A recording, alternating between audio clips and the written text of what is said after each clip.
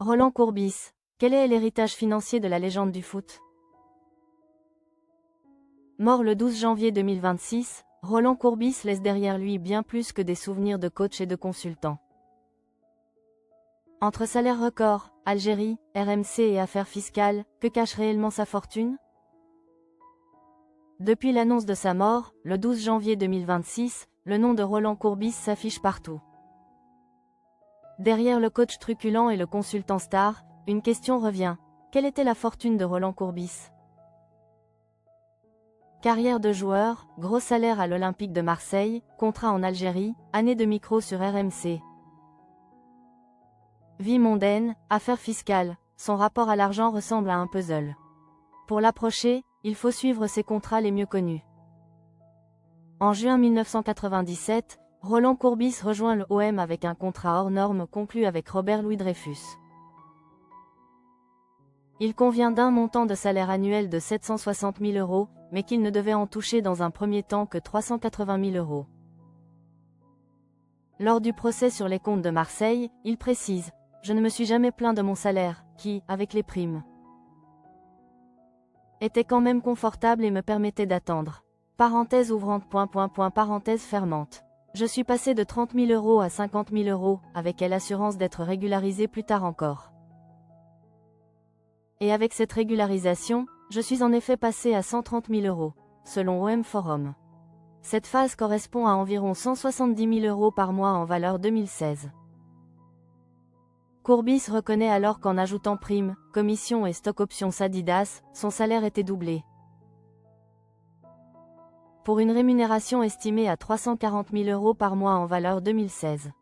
Limogé en 1999, il obtient le paiement de son contrat restant, soit 3 millions d'euros. Au total, il aurait perçu presque 9 millions d'euros en 29 mois. Soit une moyenne supérieure à 300 000 € mensuels et proche de 400 000 € constants de 2016. Ce qui en fait l'entraîneur le mieux rémunéré de l'histoire de Marseille. Roland Courbis est mort. Quel punchline de l'ex-entraîneur et consultant est votre préféré? Evra, c'est le seul arrière-gauche au monde à être de temps en temps hors jeu, c'est un exploit. Entraîner l'OM, c'est comme conduire une F1 en plein centre-ville. Le problème au casino, c'est que quand tu perds, tu as des ennuis avec ton banquier, et quand tu gagnes, c'est avec la justice. On ne demande pas à un entraîneur d'être un génie, mais d'être moins bête que les autres. Je pensais qu'on avait des problèmes quand on avait des dettes. Je me rends qu'on en a aussi quand on n'a pas de dettes. Quand le MC Alger le courtise, la presse évoque un technicien attendu pour continuer les négociations à Paris, avec un salaire annoncé de